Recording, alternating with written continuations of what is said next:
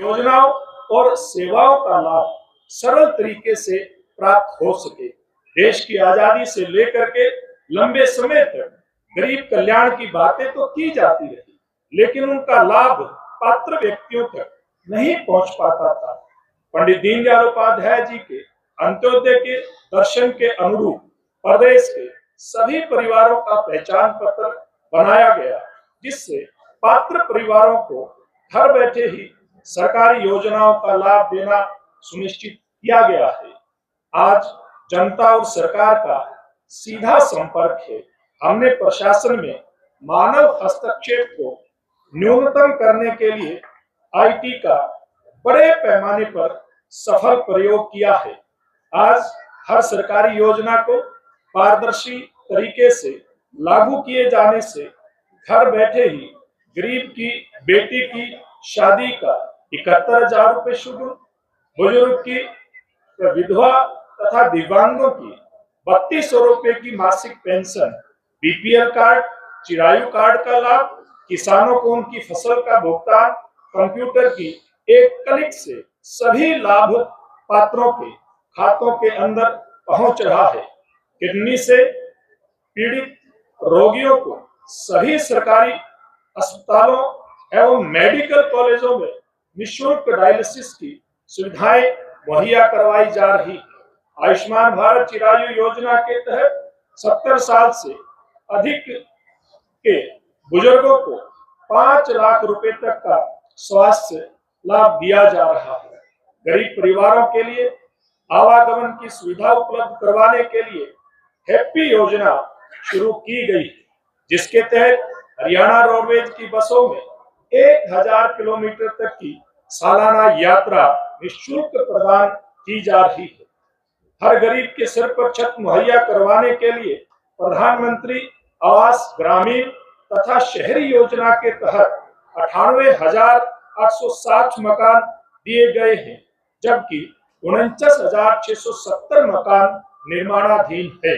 मुख्यमंत्री आवास योजना शहरी के तहत 14 शहरों में 15,256 गरीब परिवारों को एक एक मरला के प्लाट अलॉट किए जा चुके हैं तथा 16 शहरों में 15,251 प्लाटों की बुकिंग प्रक्रिया पूर्ण की जा चुकी है तथा शीघ्र लाभार्थियों को प्लाट के ड्रा के माध्यम से दिए जाएंगे।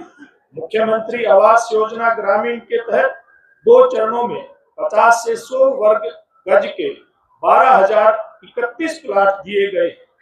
हर गरीब को राशन मिलने में परेशानी न हो, इसके लिए राशन वितरण व्यवस्था को पारदर्शी बनाया गया है। गरीब परिवारों के बच्चों को प्राइवेट स्कूलों में पढ़ाने का सपना साकार करने के लिए चिराग योजना चलाई गई है। यही नहीं, कौशल रोजगार निगम के माध्यम से कर्मचारियों की भर्ती में भी गरीब परिवारों के युवाओं को प्राथमिकता दी जा रही है। इसके अलावा निगम के माध्यम से लगे कर्मचारियों की नौकरियां सुरक्षित करने का प्रावधान भी किया गया है। भाइयों बहनों, सरकार ने कृषि, उद्योग, व्यापार, रोजगार, शिक्षा, स्वास्थ्य सहित हर क्षेत्र में ई गवर्नेंस के माध्यम से क्रांतिकारी बदलाव किए। इस प्रकार परिवार पहचान पत्र के डेटा से विभिन्न योजनाओं का लाभ लोगों को घर बैठे मिल रहा है। उसी प्रकार कृषि क्षेत्र में मेरी फसल मेरा ब्यौरा पोर्टल बनाकर किसान कल्याण की अनेक योजनाओं को इससे जोड़ा गया है। एमएसपी पर सभी 24 फसलों की खरीद कर बिक्री की राशि सीधे 48 घंटों में किसानों के खातों में भेजी जा रही है। किसानों को 14,415 रुपए प्रति क्विंटल तक गन्ने का भाव दिया जा रहा है। मुख्यमंत्री किसान खेतीहर मजदूर जीवन सुरक्षा योजना के तहत 5 लाख रुपए तक की राशि प्रदान की जा रही है। इसके अलावा फसल खराबे का मुआवजा, भावांतर भरपाई की राशि, मेरा पानी मेरी विरासत, धान की सीधे ही बिजाई की प्रोत्साहन राशि आदि इस पोर्टल के माध्यम से किसान के खाते में भेजी जाती है। पीएम किसान सम्मान निधि योजना के तहत प्रदेश के 20.17 लाख किसानों को 21 किस्तों में 7,234 करोड़ रुपए प्रदान किए जा चुके हैं। देसी गाय की नस्लों के सुधार एवं विकास के लिए गोकुल ग्राम योजना की स्थापना की गई है। प्राकृतिक खेती को बढ़ावा देने के लिए प्राकृतिक खेती क्षेत्र का दायरा बढ़ाकर 1 लाख एकड़ करने का लक्ष्य निर्धारित किया गया है। किसान को देशी गाय की खरीद पर दी जाने वाली राशि 30,000 रुपए की गई है। बेसहारा पशुओं के पुनर्वास और बुनियादी ढांचे के विकास के लिए लगभग 70 करोड़ रुपए की राशि व्यय की जा रही है। मुख्यमंत्री दुग्ध उत्पादन प्रोत्साहन योजना के तहत सहकारी दुग्ध समितियों के दुग्ध उत्पादकों को 68.75 करोड़ रुपए की राशि प्रदान की जा चुकी है। बागवानी प्रौद्योगिकियों के प्रदर्शन हेतु 9 उत्कृष्ट केंद्र स्थापित किए जा चुके हैं तथा 3 उत्कृष्ट केंद्रों पर कार्य जारी है। हरियाणा देश का पहला ऐसा राज्य है जहां फलों एवं सब्जियों की पूरी आपूर्ति श्रृंखला तैयार की जा रही है। बागवानी फसलों को मौसम की मार से बचाने के लिए मुख्यमंत्री बागवानी बीमा योजना शुरू करने वाला हरियाणा देश का पहला राज्य है। ग्रामीणों की आय का पशुपालन एक प्रमुख साधन है। पशुपालन को प्रोत्साहन करने के लिए सरकार ने किसान क्रेडिट कार्ड की तर्ज पर पशुधन किसान क्रेडिट कार्ड योजना शुरू की है। बेहतर सिंचाई एवं जल संसाधन हेतु नहरों की टेल तक पानी पहुंचाने का सभी प्रयास किए जा रहे। नहर नेटवर्क आधुनिकीकरण हेतु 152 चैनलों का सुधारीकरण किया जा रहा है। सरस्वती नदी पुनरुद्धार तथा धरोहर विकास योजना पर कार्य चल रहा है, जिससे 2028 तक पूरा कर लिया जाएगा। मेरा पानी मेरी विरासत योजना के तहत 1000 रिचार्ज कुओं के निर्माण को मंजूरी दी गई है। इससे 8000 एकड़ जलमग्न भूमि लाभान्वित होगी। बरसाती जल सिंचित करने के लिए 158 रेन वाटर हार्वेस्टिंग सिस्टम लगाए जा रहे हैं। तालाब एवं अपशिष्ट जल प्रबंधन प्राधिकरण द्वारा 11,034 अपशिष्ट तालाबों को पुनर्जीवित किया जा रहा है। गांव एवं शहरों में पर्याप्त मात्रा में नहरी एवं नलकूप आधारित मार्ग के अनुसार स्वच्छ पेयजल मुहैया करवाने के प्रयास किए जा रहे हैं। बड़े गांव में शहरों की तर्ज पर जल आपूर्ति एवं सीवरेज व्यवस्था सुलभ करवाने के लिए महाग्राम योजना शुरू की गई है। भाइयों बहनों, प्रदेश में फसलों की खरीद को सुविधाजनक बनाने हेतु मेरी फसल मेरा ब्यौरा पोर्टल शुरू किया गया है।